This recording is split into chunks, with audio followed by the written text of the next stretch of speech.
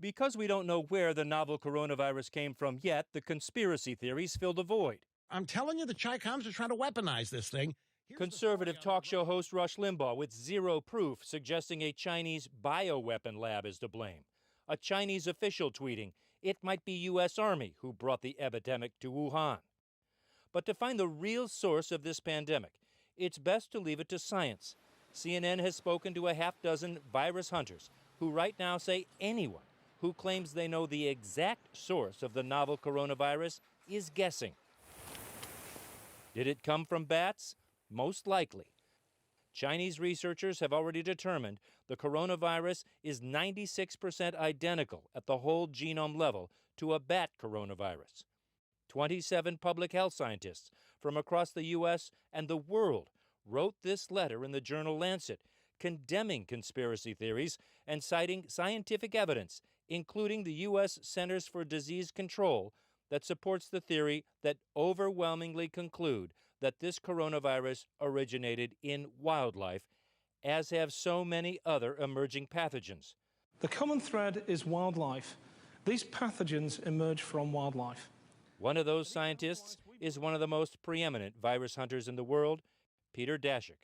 Because we'd been doing this work in China for 10 years, we had a whole series of genetic sequences of viruses we've found with our colleagues. So when they got a new virus in people, the cause of COVID-19, they could compare it to what they'd seen in bats. So they knew straight away, this is likely a bat origin virus. And because it has that 96% comparison rate to what was actually in a bat, that's why you're saying it's very, very likely this did come from a bat, although we don't know where this strain actually came from. We're very confident that the origin of COVID-19 is in bats. We just don't know where exactly it originated. That's what we need to do now. Oh, just a cat. It is a genetic detective story.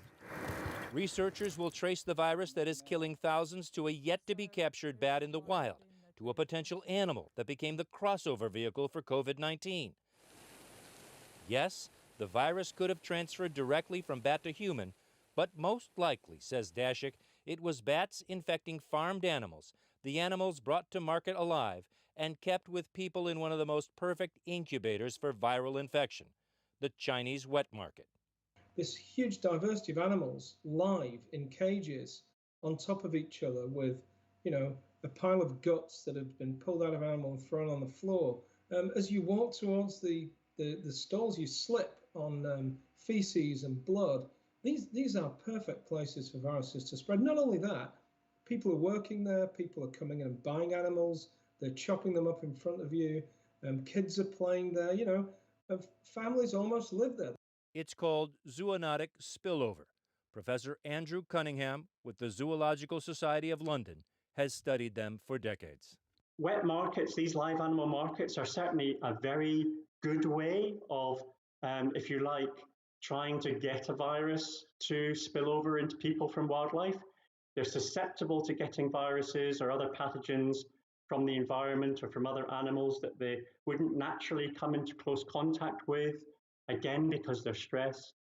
And then they can become virus factories, and they're in close contact with human beings in the markets, and they're butchered in the markets by people in relatively unhygienic conditions.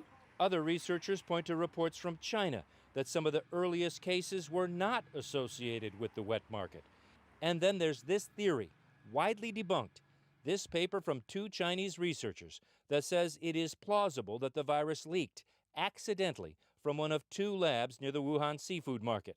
After an uproar and heated denials by the Chinese government, one of the authors told the Wall Street Journal the paper had been withdrawn because it was not supported by direct proofs. Experienced virus hunters Daszak and Cunningham say the theory is bunk. People don't keep bats in captivity. Complete baloney. We don't need to invoke conspiracy theories. It's just basic biology. Tensions between the U.S. and China over the origins of the virus and accusations of misinformation from both sides are slowing the work of the virus hunters, who are grounded by the same travel restrictions that have crippled the world. That is concerning, because without knowing where it came from, there is still a chance that original host species is spreading it. If there was a so-called intermediate host, an animal that the bat virus got into and then allowed it to get into people, the virus might still be in that host. And there are hundreds, thousands of these animals in farms, and maybe the virus is still there. So even if we get rid of the outbreak, there's still a chance that that virus could then re-emerge, and we need to find that quickly. Jake, the answer lies in China, and with Western scientists still unable to travel in yet, the trail on the hunt for this virus is just growing colder.